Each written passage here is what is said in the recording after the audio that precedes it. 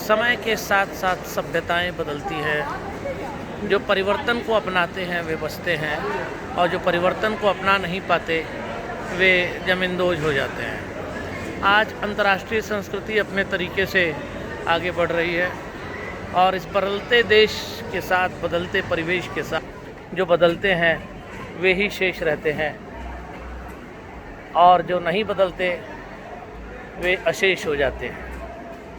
दोस्तों, जो सच्चाई है वो तो यही है कि हमें सत्य को पकड़ना है। सत्य शाश्वत है।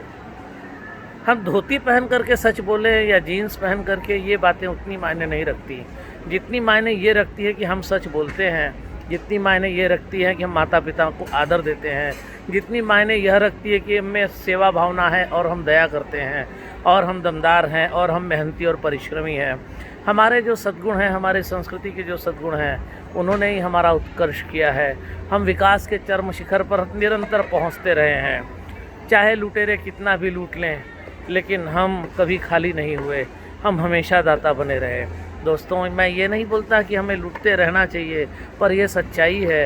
ये मानना होगा कि हमको अगर बिच्छू डंक मारते भी रहता है तो भी हम उसकी प्राण रक्षा के लिए उसे बहते नदी से बाहर निकालने का संत वाले हृदय के समान निरंतर प्रयत्न करते रहते हैं। बहुत से लोग, हमारे दरवाजे पे कोई आकर जब बोलता है भिक्षाम दे, तो हम उसे भिक्षा देते ही हैं। कर्ण को पता था कि उसका कवच और कुंडल मांगा जाने वाला है, फिर भी उसने ना नहीं किया, क्योंकि दान हमारा धर्म है, अहिंसा हमारा धर्म है और दाता को हमेशा इस बात का ध्यान रखना चाहिए कि याचक को निराश न करे। वही कर्ण ने किया था। वही हमारी संस्कृति है, वही हमारी सभ्यता है। बाकी ये जो बाहरी परिवेश है ये उतना प्रभावित नहीं करती। जहाँ तक मैं समझता हूँ, जहाँ तक समझने की बात है भी, हमें इस बात की तरफ ज़्यादा ध्यान देना है कि हमारे मूल आत्मिक गुण, हमारी दैवी संपदाएं हमारा साथ न छोड़ें, जिनमें प्रमुख है अभयम सत्व संशुद्धिर ज्ञान योगा व्यवस्थिति दानम दमश्च यज्ञश्च स्वाध्याय तप आर्जवम अहिंसा सत्यम क्रोध त्याग शांतिरपैशुनम दया भूतेश्वलोलुप्तम मार्दवम हीर चापलम तेज क्षमा धृति शौच मद्रोहो नात्मानिता भवंती संपदम दैवीं भिजातस्य भारत।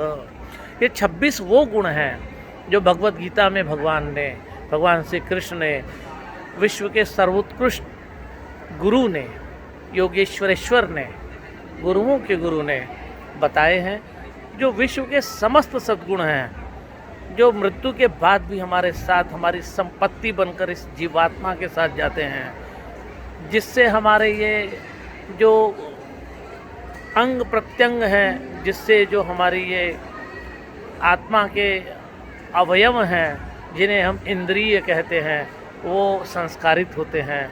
ये वही सद्गुण हैं जो जीवन के उपरांत भी हमारे साथ बने रहते हैं। और ये 26 सद्गुण ही वो हैं जो विश्व के समस्त सद्गुणों को एकत्रित करके उसके निचोड़ के रूप में निकाले गए हैं और इसे हम अपने साथ रखते हैं। यही हमारी हिंदी संस्कृति का मूल है, सनातन संस्कृति का मूल है।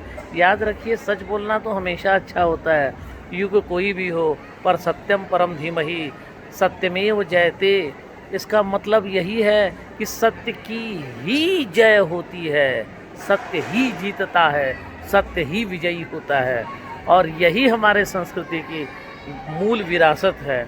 मित्रों, हमें इन्हीं सबको पकड़ के आगे बढ़ना है, निरंतर बढ़ना है, आगे बढ़ने का प्रयत्न करते रहना है, अपने आप को संस्कारित करना है, अपने परिवार को संस्कारित करना है, अपने गांव, अपने देश, अपने पूरी धरा को संस्कारित करना है, क्योंकि वसुधैव कुटुंबकम का नारा हमारा आज का नहीं, युगों पहले दिया गया है और हमारे उपनिषदों में और वेदों में इसकी व्याख्या मिलती है।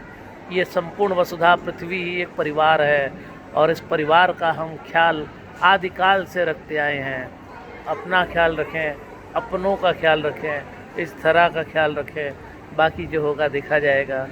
जब आपका हृदय विशाल होगा, तरक्की तो आपकी होगी ही, क्योंकि बड़े लोगों, बड़े हृदय वाले ही बहुत महान बनते हैं, बहुत बड़े होते हैं और संपूर्ण विश्व को समाहित कर लेते हैं अपने आप में। नमस्कार, जय श्री राम, राम राम।